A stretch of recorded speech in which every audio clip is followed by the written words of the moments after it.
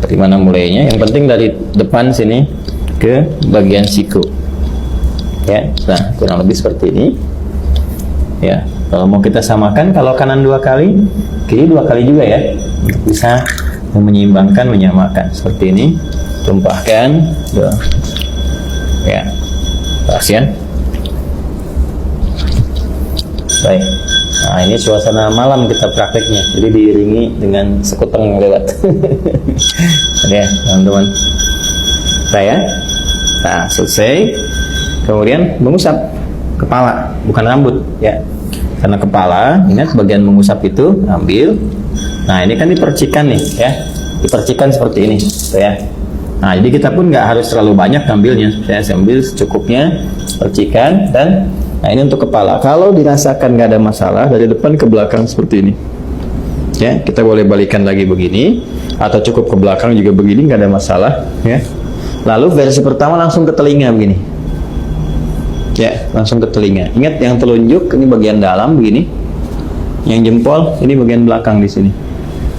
Ya, seperti ini. Bisa seperti itu, atau kita dahulukan dulu kepala misalnya. Ya. Nah, kemudian nggak terlalu banyak ya, cipratkan begini. Nah, usapkan misalnya begini. Nah, ya. Setelah kita rasakan cukup untuk bagian kepala, boleh ditarik lagi ke depan, boleh, atau boleh cukup begini saja, sah. Ya, atau kalau ada kesulitan tertentu bagian kepala, dahulukan bekas ubun-ubun, atau nanti kalau ini bermasalah sakit bisa sisi-sisi yang lain termasuk kepala. Setelah itu ambil air lagi, ya kan? Baru kemudian basuh telinga, seperti yang tadi dicontohkan. Bagian depannya menggunakan telunjuk di sini, belakangnya menggunakan jempol. Jelas ya? Baik, berpindah ke kaki. Nah, ini penting juga karena nanti ada hadis spesifik ya terkait dengan bagian kaki ini, khususnya kotoran-kotoran yang melekat di kuku, ya, kuku bagian jempol ini, ya, di sebelah-sebelah sini ujung-ujung ini. Jadi perhatian, ingat kaki sampai 2 mata kaki sampai di sini. Ya, jadi kita bisa ambil lagi airnya seperti ini. Ya. Kemudian cukup begini. Nah, biasanya saya bagi 3 bagian. Yang pertama saya tumpahkan, basuh ini dulu. Nah, setelah ini, nah kemudian bagian depan kita bersihkan dulu begini. Ini ya. Nah, udah seperti ini ke belakang, dan tentunya bagian belakang tidak mendapatkan porsi air yang cukup ya. Walaupun mendapatkan bagian tertentu untuk mengusap, tapi ini lebih bersih untuk bagian depan pertama. Kemudian kedua, nah ini kita bisa sempurnakan bagian belakangnya seperti ini. Nah, ini ya, majukan lagi ke depan, ini. Nah 2 pun sudah cukup sebetulnya.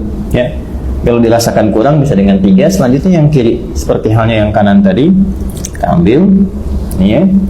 Nah ini seperti ini. Saya suka menggunakan kelingking karena lebih fleksibel untuk menyela-nyelanya. Ini dibersihkan di sini, ya ini, untuk ke belakang. Nah, kemudian disempurnakan. Ambil lagi, kita tumpahkan seperti ini. Ya. Dah selesai. Nah, ini selesai ya. Setelah selesai, dah kita diusahakan menghadap ke arah kiblat. Kita berdiri sini. Ya, lalu kita berdoa. Doa yang sudah pernah diajarkan juga ya. Syahadatin dulu. Asyhadu an la ilaha illallah, asyhadu anna Muhammadar Rasulullah, ya kan?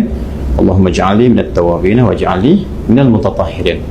Ya, kalau kita ingin supportkan doanya supaya dengan kita taubat, kemudian juga kita bersuci, ya Allah jadikan aku termasuk orang taubat. Berarti ini tadi kita sambil evaluasi.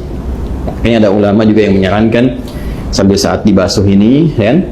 Nadhafah ini kan nadhafah nih luarnya, nadhafah. Ya, tapi juga harus ada al-husnu wadhiya. Sifat husnu wadhiya itu yang dimaksud dengan taharahnya. Bersih luarnya, suci dalamnya. Ini yang disyarat Nabi di hadis Muslim. Begitu jatuh air wudhu itu, jatuh pula dosa-dosa yang melekat kepada fungsi-fungsi organ tubuh yang digunakan itu. Jatuh. Nah, jatuhnya ini dengan taubat.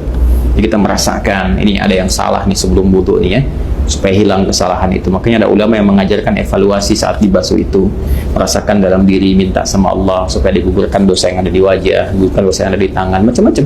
Dalam hati kita bisa meminta dengan bahasa kita, ya Allah, gitu kan, mohon hilangkan kesalahan-kesalahan yang melekat atau kebiasaan buruk pada tangan, pada wajah sebelumnya ya, dan sampai dengan ke ujung kaki. Itu dalam hati kita bisa meminta, tidak ada masalah di situ.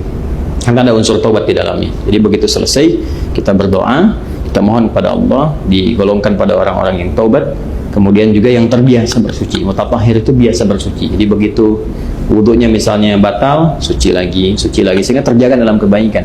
Karena prinsip wudu itu kan menjaga diri dalam kebaikan. Oke? Baik, selesai ini dengan menggunakan versi keran.